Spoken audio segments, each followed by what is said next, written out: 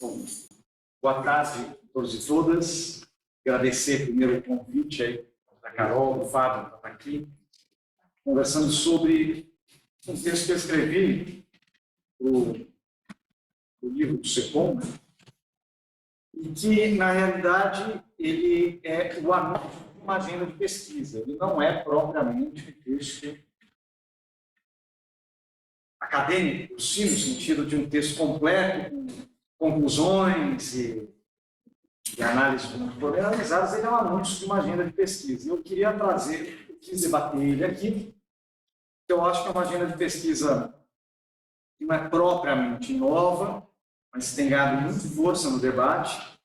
Eu já vi alguns autores trazendo ela para o Brasil, mas eu acho que a abordagem que eu vou tentar trazer para essa agenda de pesquisa é uma abordagem um pouco diferente da que eu usualmente leio nos trabalhos que tratam sobre o tema. A agenda é uma discussão onde eu tento misturar o conceito de estilo de desenvolvimento, do Aníbal Pinto, com o conceito de missões, ou política orientada por missões, da Mariana Mazzucato.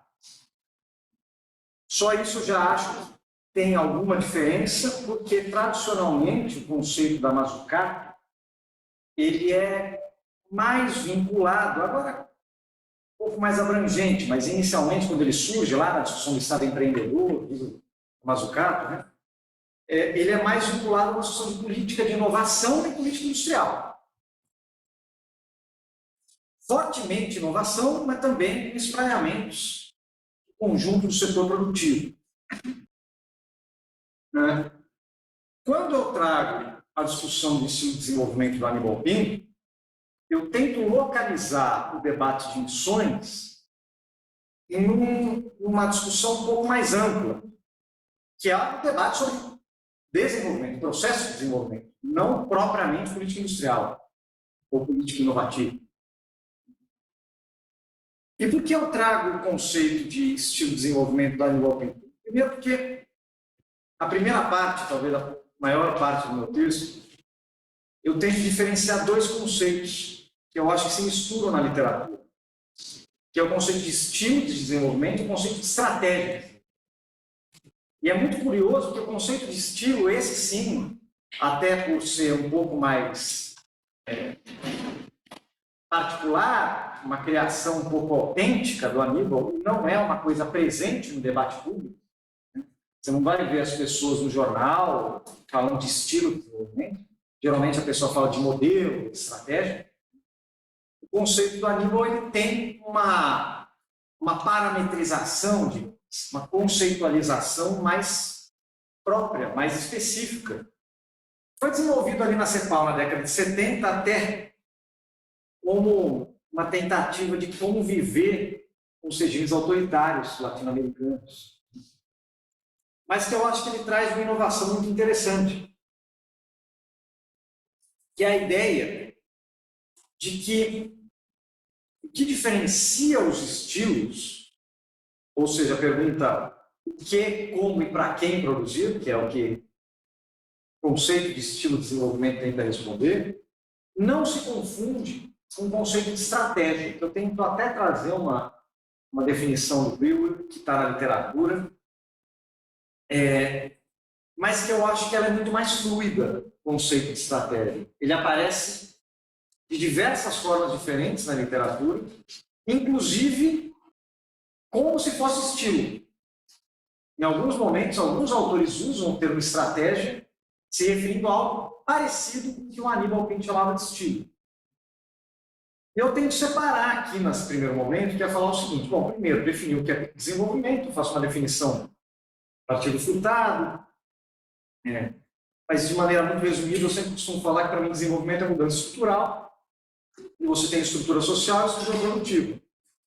E o desenvolvimento é um processo de mudança nessas duas estruturas. E que os estilos de desenvolvimento, eles definem a direção desses processos. Então, se a pergunta é o que, para quem e como produzir, eu posso ter um estilo de desenvolvimento, por exemplo, orientado, como foi o caso brasileiro, para o que produzir. Eu posso ser país primário exportador, é um estilo de desenvolvimento possível. Eu posso ter um estilo de desenvolvimento concentrador de renda, como foi o caso da ditadura militar. Ele era industrializante, ele era urbanizante, mas era concentrador. É um estilo de desenvolvimento. Aqui, veja, dentro desse, e talvez até por isso foi criado esse conceito, você pode ter estilos de desenvolvimento socialmente regressivos. É possível você falar em um estilo de desenvolvimento socialmente regressivo. Nós, aqui, a tradição da casa, talvez tenha até um pouco de dificuldade. Falar, não, desenvolvimento é transformação social progressiva. Não há desenvolvimento, por exemplo, sem distribuição de renda, sem justiça social. Mas sob esse conceito de desenvolvimento, pode haver. Pode haver. E também pode haver, o que também é curioso, um estilo de desenvolvimento não industrializante. Pode haver. Pode haver países que adotam um estilo de desenvolvimento que não necessariamente passe por um processo de industrialização. Obviamente que eu não estou discutindo aqui as consequências desses estilos. Ou, se de fato esses estilos, eles promovem as transformações estruturais que, na minha concepção, eu chamaria de desenvolvimento. Mas eu estou falando, ele possibilita um leque de opções. E, por outro lado, a discussão de estratégia, eu tento circunscrever a uma discussão muito mais instrumental e circunstancial. No seguinte sentido, dentro de um estilo, eu tenho diferentes instrumentos para colocar em prática esse estilo. Eu dou exemplo trago para o Brasil, para tentar exemplificar o que eu entendo como diferenças de estilo e estratégia. De 30 a 80, a gente está acostumado a chamar do período nacional desenvolvimentismo. Todo mundo fala, o período nacional desenvolvimentista brasileiro começa mais ou menos ali no Vargas e termina na crise da dívida na década de 80. Só que, obviamente, essa nomenclatura é uma nomenclatura muito genérica, por um período muito amplo, que tem diferentes estilos de desenvolvimento. E eu tenho que separar aqui os estilos de desenvolvimento.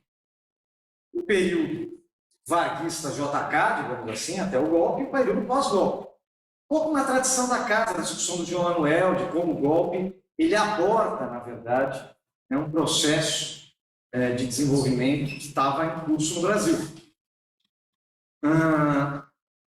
A partir daí, você vai pensar... Então, de um ponto de vista mais geral, eles têm muitas semelhanças. Né? Ambos são industrializantes.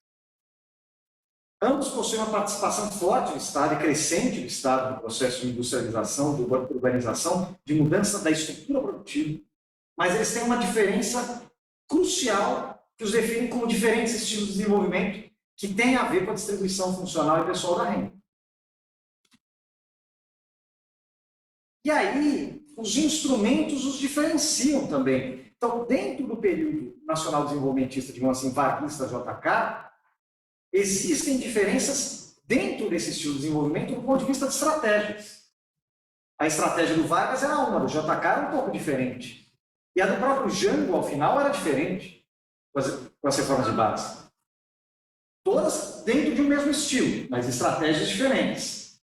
Respondendo, inclusive, a conjunturas políticas, econômicas, internacionais bastante distintas. E o mesmo vale no caso militar. É um estilo industrializante concentrador, que a gente chama de modernização conservadora no Brasil, mas também tem as suas próprias estratégias, os seus próprios instrumentos. Aí eu pego para exemplificar as reformas do Paeg. Como as reformas do Paeg eram reformas, por um lado, por exemplo, vamos pegar o caso da reforma tributária modernizante, ela aumentava a carga tributária, ela introduzia um imposto de valor, como ICM na época, né? E, ao mesmo tempo, dialogava perfeitamente com o estilo concentrador que era típico da ditadura militar. Então, ele era um instrumento, era uma estratégia junto com um conjunto de reformas, mercado de dívida pública, o RTN, reforma no mercado de capital e reforma no mercado de trabalho, com as leis salariais, certo? Que viabilizavam um estilo. Era uma estratégia que dialogava com o estilo. Né? Outro exemplo, já no período neoliberal, um estilo de desenvolvimento neoliberal típico da década de 90. É diferente o primeiro governo Fernando Henrique do segundo governo Fernando Henrique. O primeiro governo Fernando Henrique teve como estratégia a âncora cambial, certo? E o segundo governo Fernando Henrique, o tripé macro. São estratégias distintas, instrumentos distintos, mas que de alguma forma dialogam. Inclusive, o primeiro Fernando Henrique, curiosamente, eu sempre brinco que é uma espécie, se o governo militar foi a modernização, a modernização conservadora, né? O governo Fernando Henrique, primeiro, era uma espécie de modernização importadora. Vamos importar capital, vamos importar tecnologia, vamos importar empresas, e isso vai modernizar o Brasil, era modernização importadora. E o segundo governo Fernando Henrique, vocês devem se lembrar bem, o mote era exportar ou morrer, por causa da crise de 99. Ou seja, estratégias diferentes, mas estilos diferentes, não me parece que eram estilos diferentes, era o mesmo estilo. Então, diferentes estilos, são com o mesmo estilo, pode comportar diferentes estratégias, a depender das circunstâncias do momento. Ao final do texto, depois de eu fazer essa diferenciação entre estilo e estratégia, o que eu proponho é a integração da discussão de missões à discussão de estilos. Falar, será possível pensar um estilo de desenvolvimento a partir de missões? Não uma estratégia de política industrial, nem uma estratégia de inovação, mas um estilo de desenvolvimento. Por quê? Porque se o estilo de desenvolvimento diz respeito ao que, como e para quem produzir, as missões, de alguma forma, elas dialogam com esses temas. Porque elas dialogam com alguns aspectos que estão pouco presentes no debate da literatura sobre missões. E eu tento ressaltar aspectos como, por exemplo, do ponto de vista, e aí eu estava pensando, quando eu escrevi esse texto, muito mais do ponto de vista brasileiro, certo? O impacto que as missões socioambientais têm do ponto de vista da organização e da participação política. E, portanto, da legitimidade de uma política de desenvolvimento. Por quê? Da onde partiu a minha inquietação? O fato de que a ideia de política de desenvolvimento foi criminalizada no Brasil. Tanto a política industrial, quanto qualquer conjunto de políticas de desenvolvimento com participação do Estado. E carimbadas com políticas voltadas para interesses privados. O ICMS, o BNDES, era o banco que financiava os grandes, dava dinheiro para os empresários. O investimento público era aquele que dava dinheiro para as empreiteiras. As políticas educacionais para os grandes grupos educacionais. Então, na realidade, as políticas de desenvolvimento típicas do último período de desenvolvimento social desenvolvimentista, eu cito isso, Carneiro e a literatura aqui da casa, no Brasil, foram criminalizadas como políticas voltadas a grupos de interesse. E, portanto, é muito difícil você retomar esse tipo, não sei nem se é positivo, você pensar em retomar essa estratégia, esse estilo de desenvolvimento, da mesma forma que ocorreu no passado. Ele está inviabilizado. Inclusive do ponto de vista do apoio social. Não há apoio social para isso. E a minha ideia é o seguinte, se nós queremos retomar algum modelo de desenvolvimento que seja verdadeiramente inclusivo e sustentável, a gente tem que construir o apoio político social para esse modelo. E eu enxerguei na discussão de missões sociais e ambientais uma oportunidade para nós discutirmos desenvolvimento não a partir de setores, mas a partir das demandas. Quais seriam as demandas sociais e ambientais do Brasil e como o Estado vai se organizar para coordenar a resolução dessas demandas. Portanto, nós estamos falando de políticas matriciais de desenvolvimento, e não políticas setoriais. A grande questão é que, para você identificar essas demandas, diferente da década de 50, por exemplo, você não vai fazer uma comissão setorial da BNDES, uma comissão Brasil e Estados Unidos, que é óbvio que tem a sua importância, uma comissão de especialistas técnicos que identifiquem os pontos de estrangulamento, de gargalos estruturais da economia. Mas as demandas sociais e ambientais, elas passam em grande medida pela realidade territorial. Porque as demandas de uma comunidade no interior do Amazonas são diferentes das demandas de uma comunidade na Grande São Paulo.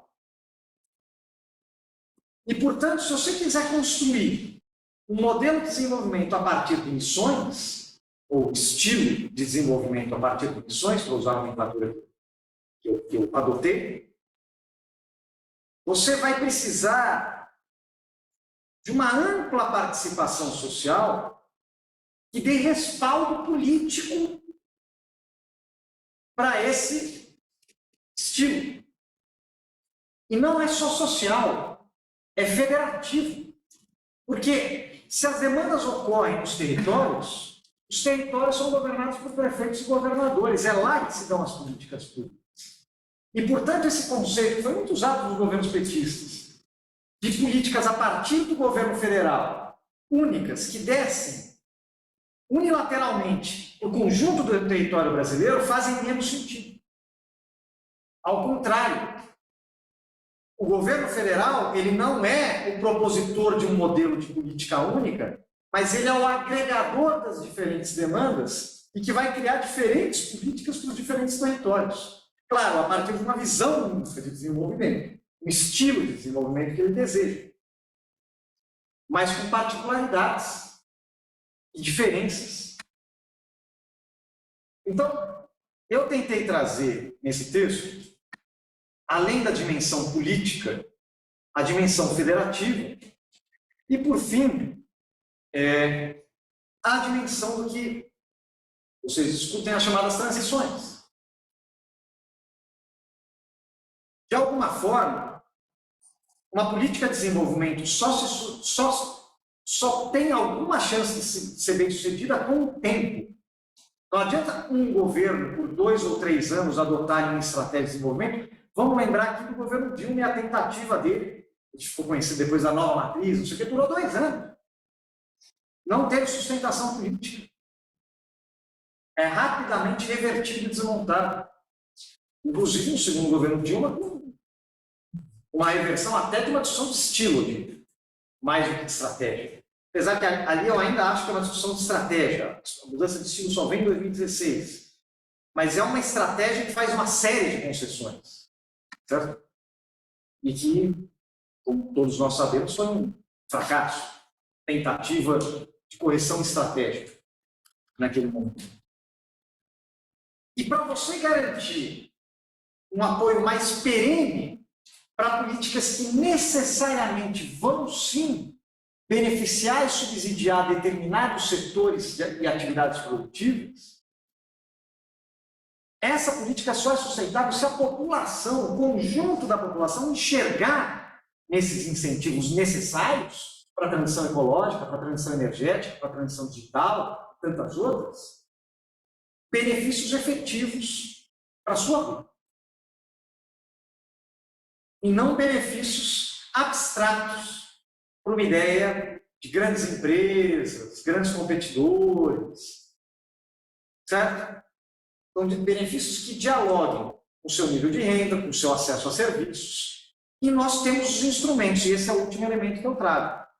O Brasil tem uma vantagem em relação a muitos outros países em desenvolvimento para pensar um estilo de desenvolvimento a partir de missões, porque nós temos grandes estruturas públicas que são capazes de coordenar esse processo.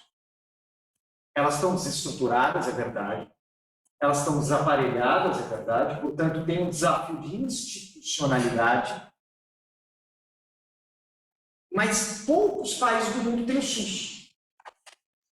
poucos países do mundo têm uma rede educacional, inclusive universitária, pública, como o Brasil tem, que responde pela maior parte, inclusive, da inovação das patentes. Agora que a entrevista chamou a sardinha para o lado aqui, que eu falo, defendendo a Petrobras, falou que ela é a maior fonte de patentes do Brasil e que a segunda maior somos nós, não brincando. Então, isso é uma amostra, uma empresa pública e uma universidade pública. Não é todo país que tem a Petrobras. Então, nós temos um conjunto de instituições públicas capazes de coordenar o complexo industrial, econômico industrial da saúde. É um exemplo, assim, lapidar de como você pode fazer política matricial que transforma a estrutura produtiva, que transforma a estrutura social, que se reverte em benefícios para serviços para a população e, portanto, conquista um apoio político majoritário entre a população e o corpo político federativo do Brasil.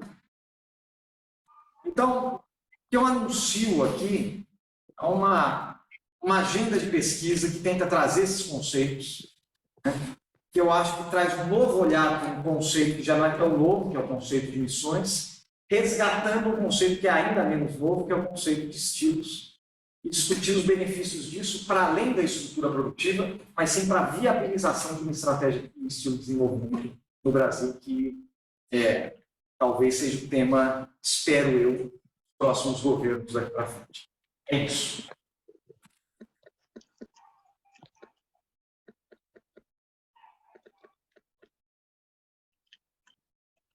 Todos, gostaria de agradecer o convite também da comissão de pesquisa por participar desse evento, materializar também essa ideia do seminário de pesquisa.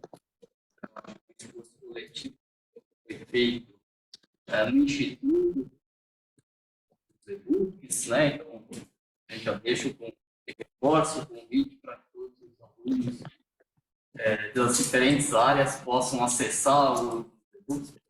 A gente recomenda aos orientandos ou alunos de graduação, e ainda o pessoal não sabe, né? Às vezes, capítulo tem lá no e-book do Secom, tem no e-book do SERI, enfim, dos 6 centros de núcleo. Então, convido a todos a acessarem os textos, né? E essa importante coletânea que foi feita pelo Instituto de Economia, pelos pesquisadores que aqui integram, pelas diversas parcerias também externas. Parabenizo o Guilherme por esse esforço aqui de síntese, né? Um capítulo bastante duplo, né? Direto, fácil leitura. Eu acho que é um bom começo para entender algumas questões, sobretudo essa agenda de pesquisa na tentativa de integrar campos de pesquisa. Acho que dialoga muito com as apresentações anteriores e outros seminários que já tivemos aqui, os textos dos professores Paula e Suzana, né, que conhece também o benefício pela apresentação. Eu acho que é importante retomar essa discussão, né, sobretudo no momento político altamente delicado, para dizer, né? Então, da economia brasileira. O Guilherme faz essa retrospectiva, uma breve síntese, identificar vários períodos da história brasileira e como que, talvez, qual que seria a ideia e a predominância do estilo de desenvolvimento, como você exemplifica aqui, durante um período considerado nacional, diferentes abordagens, né? Até o militar, depois do regime militar, né? Um foco, mesmo que fosse sobre a industrialização, do ponto de vista estrutural, economicamente, do ponto de vista social, direitos civis, um retrocesso enorme, né? Sabe disso. Então, eu acho que esse é um esforço tanto para alunos de pós-graduação quanto de graduação. Acho que é um bastante interessante para a agenda da pesquisa também como uma forma de pensar essas questões ao longo do nosso século XXI. Eu gostaria de pontuar aqui, Guilherme, talvez duas questões, né? E certamente toda a discussão que você levanta sobre o estilo, né? Uma certa visão de desenvolvimento e as diferentes estratégias como se essa visão, esse estilo possa ser alcançado, a gente fazer uma reflexão, né? Reflexão conjunta e de um momento atual, né? Eu acho que você até mencionou, né, que esse governo atual caracteriza por um ultraliberalismo, talvez adicionar um ultraconservadorismo, né? Também nesse estilo de desenvolvimento. Né? E dentro dessa reflexão, a gente pensar que essa visão sobre a possibilidade, né, de uma agenda de missões, baseada em missões socioambientais, que se justifica notoriamente por todos os temas já levantados, inclusive pelo Paulo Rosana, né, a preocupação ambiental, social, mundo afora e também, certamente, diversos grupos no Brasil, enquanto uma agenda possível, ainda daí talvez a minha indagação no sentido de pensar a viabilidade da implementação desse tipo de agenda. Logicamente, isso parte do princípio que a gente tem uma democrática ampla para sustentar alguma possibilidade de tornar essa implementação, sobretudo se ela vier de baixo para cima, como você disse, o texto também aqui na sua fala, né, de se pensar, né, essa viabilidade, daí se a gente já tem ouvido, né, diante de uma estrutura social bastante fragmentada, né, de uma estrutura social dividida, né, como a gente tem observado. Né? E acho que isso resgata também os trabalhos do Celso Furtado, da Maria Conceição Tavares, pensando nesse conservadorismo do ponto de vista da nossa sociedade, né? Que tem padrões de consumo éticos, que tem uma certo anseio por reproduzir, né, as distorções sociais ao manter, né, as produções de classe. E nesse sentido, o meu segundo ponto, né, o texto do Calec, você tem, sabe, né, a gente discute, né, em macroeconomia, chega ao final da macroeconomia falando dos aspectos políticos do pleno emprego. Aliás, você traz também aqui no texto o papel do Estado, né? O papel do Estado é essencial, né, na condução desse processo.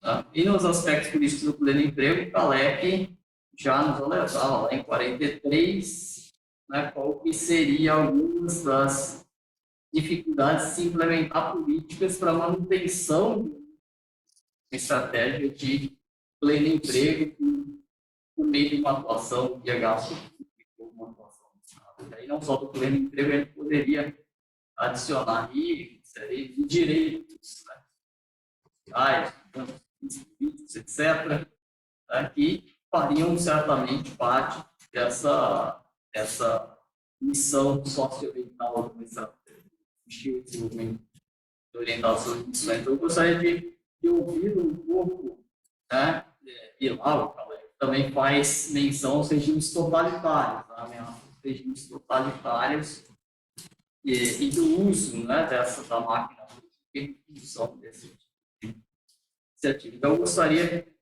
talvez, de ouvir um pouco sobre essa viabilidade.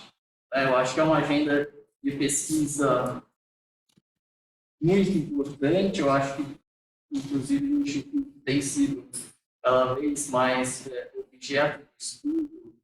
Começou com um objeto de estudo mais do ponto de vista industrial, né?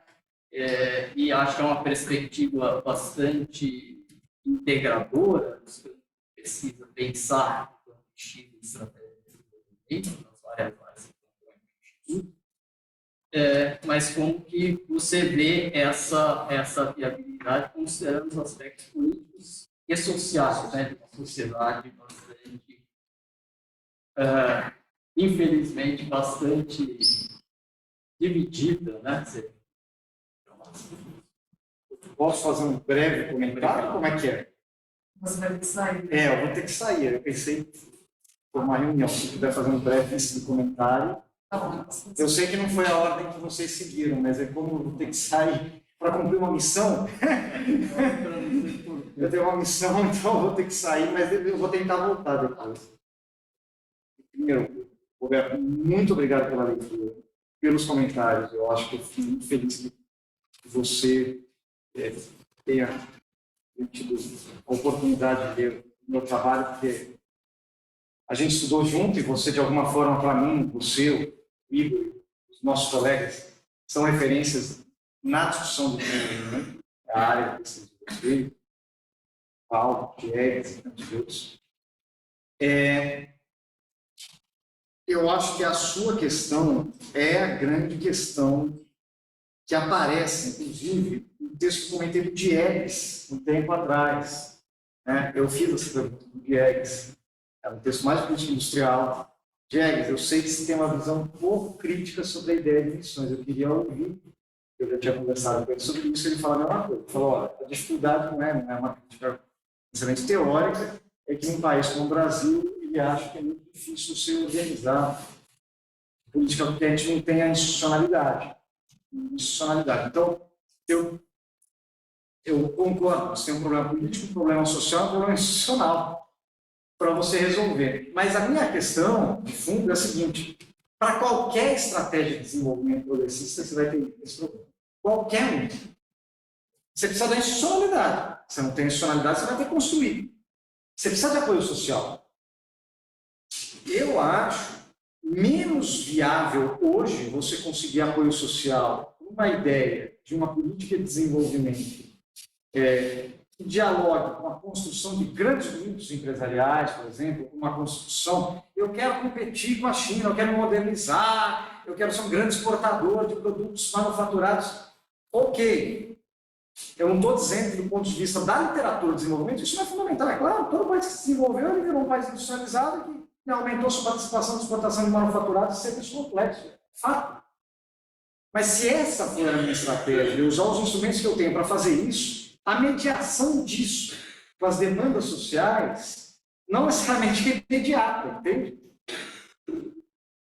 Ela pode ser, inclusive, o novo desenvolvimentismo é muito isso. O novo desenvolvimentismo é a ideia: eu vou desvalorizar o câmbio, vai ter que baixar os juros, vai reduzir salário, mas isso vai gerar crescimento, emprego, e lá na frente não se sustenta. Não chega lá na frente. Porque se desvaloriza o câmbio, bate na inflação. Bate na inflação, acabou. Entendeu?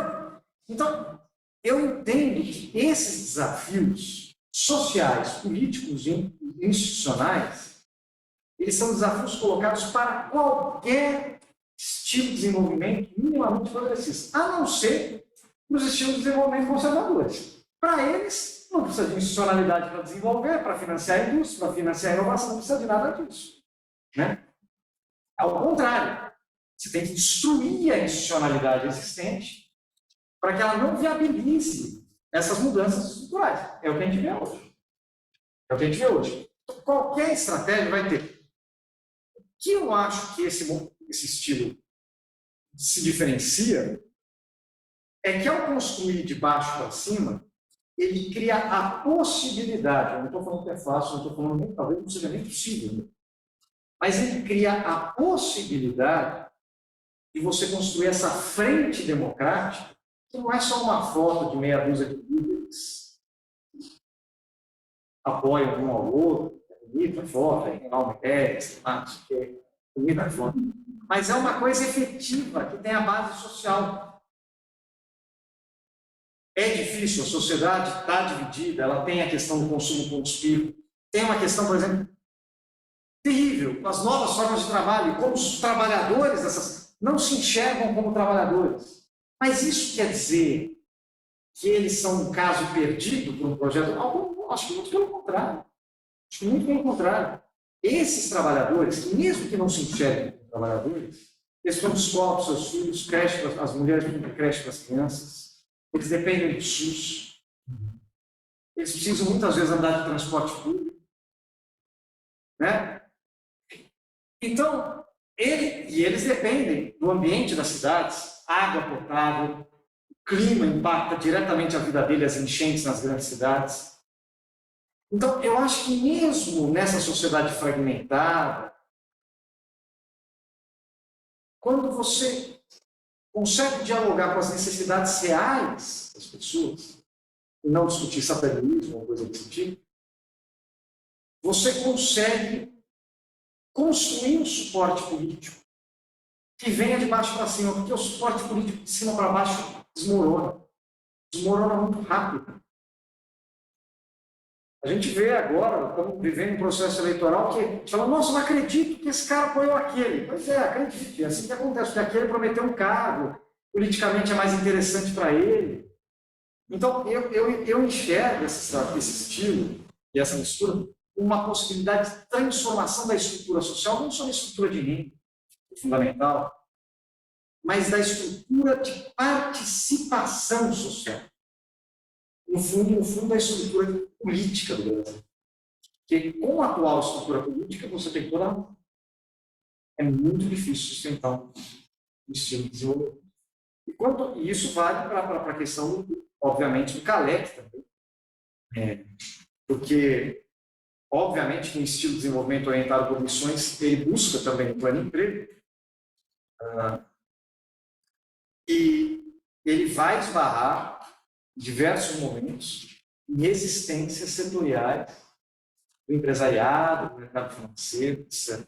Mais um motivo para ele ter base de sustentação popular.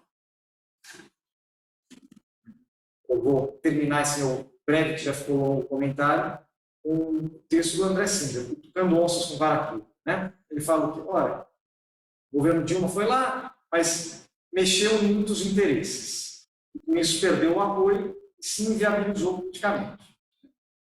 Ok, é uma interpretação possível desse período. Agora, como o enfrentamento a esses interesses se traduziu numa mobilização popular, como foi 2013, ou depois como foi 2015, 2016. Evidencia que o projeto de desenvolvimento que foi conseguido, apesar de ter avanços sociais inequívocos, ele não foi capaz, em primeiro lugar, como eu digo no texto, de transformar a estrutura produtiva, isso é uma dificuldade, né? Mas, fundamentalmente, de construir uma base popular de sustentação. Talvez, o motivo seja que ele, ao invés de caminhar para políticas construídas da base para cima, foi cada vez mais caminhando para políticas que vinham, políticas efetivas, às vezes muito boas, muito importantes, mas que vinham de cima para baixo. E que geraram enorme resistência. Vou usar um exemplo de Belo Monte. É um exemplo de uma política que gerou perda de apoio, com benefícios muito questionáveis do ponto de vista assim, da estrutura produtiva, da geração de energia.